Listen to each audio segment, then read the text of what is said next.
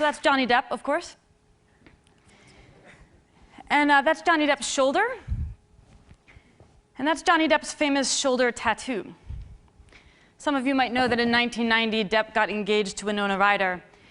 And he had tattooed on his right shoulder, Winona Forever. And then 3 years later, which in fairness kind of is forever by Hollywood standards, they broke up. And Johnny went and got a little bit of repair work done.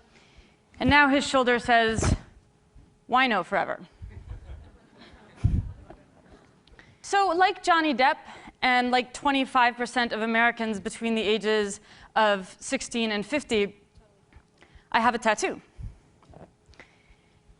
I first started thinking about getting it in my mid-20s, but I deliberately waited a really long time.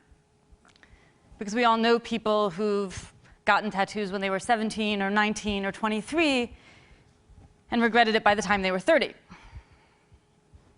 That didn't happen to me. I got my tattoo when I was 29,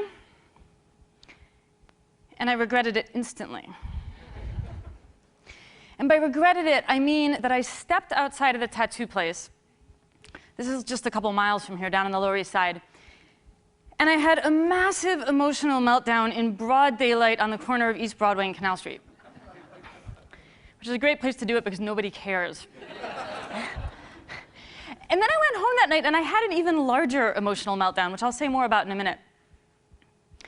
And this was all actually quite shocking to me because prior to this moment, I had prided myself on having absolutely no regrets.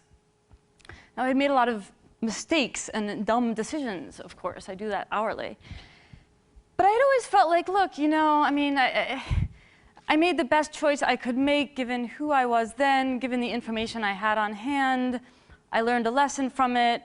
It somehow got me to where I am in life right now, and okay, I wouldn't change it. In other words, I had drunk our great cultural Kool-Aid about regret, which is that lamenting things that occurred in the past is an absolute waste of time, that we should always look forward and not backward, and that one of the noblest and best things we can do is strive to live a life free of regrets. This idea is nicely captured by this quote: "Things without all remedy should be without regard. What's done is done." Now, this seems like kind of an admirable philosophy at first, something we might all agree to sign on to, until I tell you who said it. Right, so this is Lady Macbeth basically telling her husband to stop being such a wuss for feeling bad about murdering people. And as it happens, Shakespeare was onto something here, as he generally was, because the inability to experience regret is actually one of the diagnostic characteristics of sociopaths. It's also, by the way, characteristic of certain kinds of brain damage. So people who have damage to their orbital frontal cortex seem to be unable to feel regret in the face of even obviously very poor decisions. So if, in fact, you want to live a life free of regret, there is an option open to you. It's called a lobotomy. But if you want to be fully functional and fully human and fully humane, I think you need to learn to live not without regret, but with it. So let's start out by defining some terms. What is regret? Regret is the emotion we experience when we think that our present situation could be better or happier if we had done something different in the past. So in other words, regret requires two things. It requires, first of all, agency. We had to make a decision in the first place. And second of all, it requires imagination. We need to be able to imagine going back and making a different choice, and then we need to be able to kind of spool this imaginary record forward and imagine how things would be playing out in our present. And in fact, the more we have of either of these things, the more agency and the more imagination with respect to a given regret, the more acute that regret will be. So let's say, for instance, that you're on your way to your best friend's wedding, and you're trying to get to the airport, and you're stuck in terrible traffic, and you finally arrive at your gate, and you've missed your flight. You're going to experience more regret in that situation if you missed your flight by 3 minutes than if you missed it by 20. Why? Well, because if you miss your flight by 3 minutes, it is painfully easy to imagine that you could have made different decisions that would have led to a better outcome.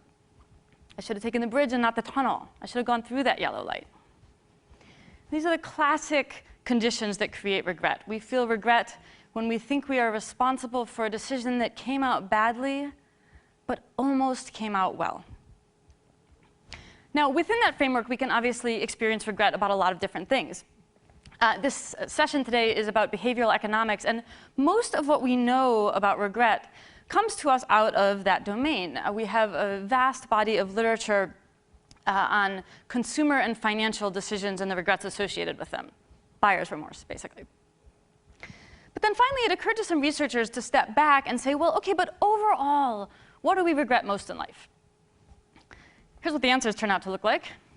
So top 6 regrets, the things we regret most in life. Number 1, by far, education. 33% of all of our regrets pertain to decisions we made about education. We wish we'd gotten more of it. We wish we'd taken better advantage of the education that we did have. We wish we'd chosen to study a different topic. Other very high on our list of regrets include career, romance, parenting, various decisions and choices about our sense of self, and how we spend our leisure time. Or actually, more specifically, how we fail to spend our leisure time.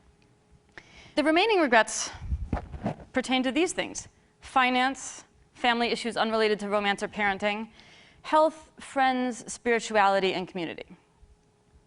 So in other words, we know most of what we know about regret by the study of finance, but it turns out when you look overall at what people regret in life, you know what? Our financial decisions don't even rank. They account for less than 3% of our total regrets. So if you're sitting there stressing about large cap versus small cap, or company A versus company B, or should you buy the Subaru or the Prius, you know what? Let it go. Odds are you're not going to care in 5 years. But for these things that we actually do really care about and do experience profound regret around, what does that experience feel like? Well, we all know the short answer, right? It feels terrible. Regret feels awful. But it turns out that regret feels awful in 4 very specific and consistent ways. So the first consistent component of regret is basically denial. When I went home that night after getting my tattoo, I basically stayed up all night, and for the first several hours, there was exactly one thought in my head, and the thought was, make it go away. This is an unbelievably primitive emotional response. I mean, it's right up there with, I want my mommy. And we're not trying to solve the problem. We're not trying to understand how the problem came about. We just want it to vanish. The second characteristic component of regret is a sense of bewilderment.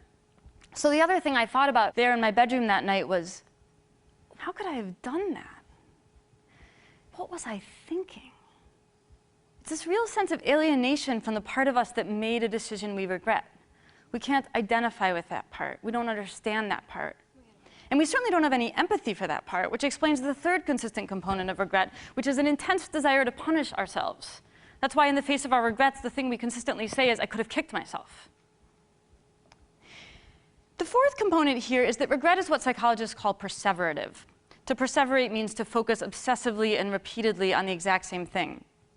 Now, the effect of perseveration is to basically take these first 3 components of regret and put them on an infinite loop. So it's not that I sat there in my bedroom that night thinking, make it go away. It's that I sat there and I thought, make it go away, make it go away, make it go away, make it go away. So if you look at the psychological literature, these are the 4 consistent defining components of regret. But I want to suggest that there's also a 5th one. And I think of this as a kind of existential wake-up call. That night in my apartment, after I got done kicking myself and so forth, I lay in bed for a long time, and I thought about skin grafts. And then I thought about how much as travel insurance doesn't cover acts of God, probably my health insurance did not cover acts of idiocy. In point of fact, no insurance covers acts of idiocy.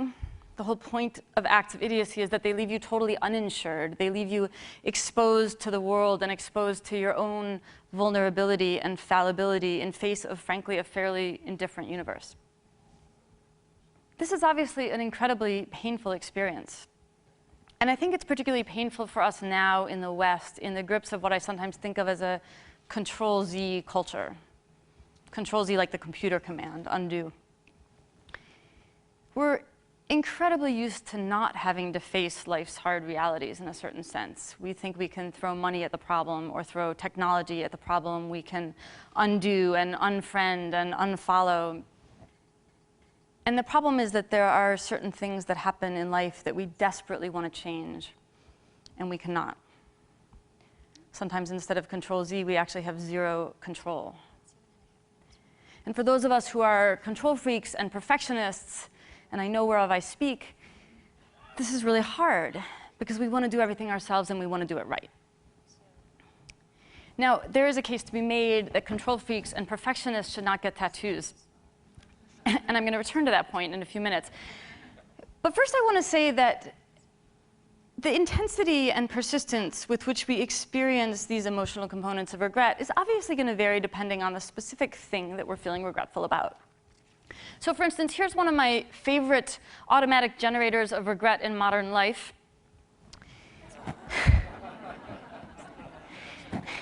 Right? And the amazing thing about this really insidious technological innovation is that even just with this one thing, we can experience a huge range of regret. You know, you can accidentally hit reply all to an email and torpedo a relationship. Or you can just have an incredibly embarrassing day at work. Or you can have your last day at work. And this doesn't even touch on the really profound regrets of life. Because of course, sometimes we do make decisions that have irrevocable and terrible consequences, either for our own or for other people's health and happiness and livelihoods, and in the very worst case scenario, even their lives. Now, obviously, those kinds of regrets are incredibly piercing and enduring. I mean, even the stupid reply all regrets can leave us in a fit of excruciating agony for days. So how are we supposed to live with this? I want to suggest that there's three things that help us to make our peace with regret. And the first of these is to take some comfort in its universality. If you Google regret and tattoo, you will get 11.5 million hits. The FDA estimates that of all the Americans who have tattoos, 17% of us regret getting them. That is Johnny Depp and me and our 7 million friends. And that's just regret about tattoos. We are all in this together. The second way that we can help make our peace with regret is to laugh at ourselves. Now, in my case, this really wasn't a problem because it's actually very easy to laugh at yourself when you're 29 years old and you want your mommy because you don't like your new tattoo.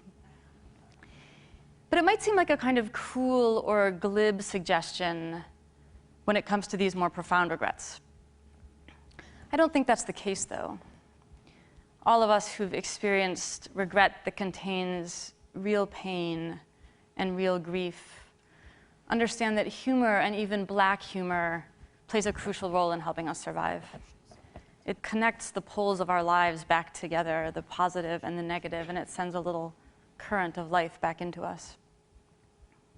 The third way that I think we can help make our peace with regret is through the passage of time, which, as we know, heals all wounds, except for tattoos, which are permanent.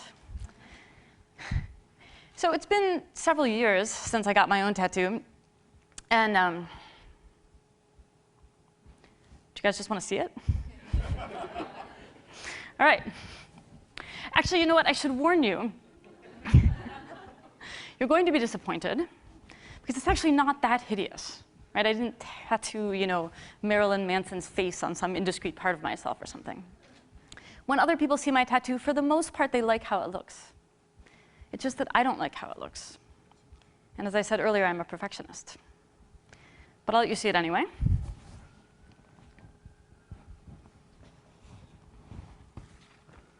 This is my tattoo.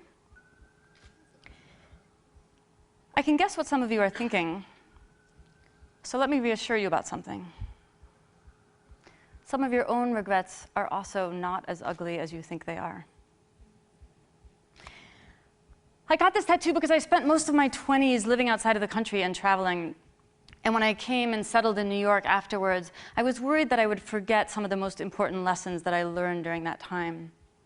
Specifically, the two things I learned about myself that I most didn't want to forget was how important it felt to keep exploring, and simultaneously how important it is to somehow keep an eye on your own true north.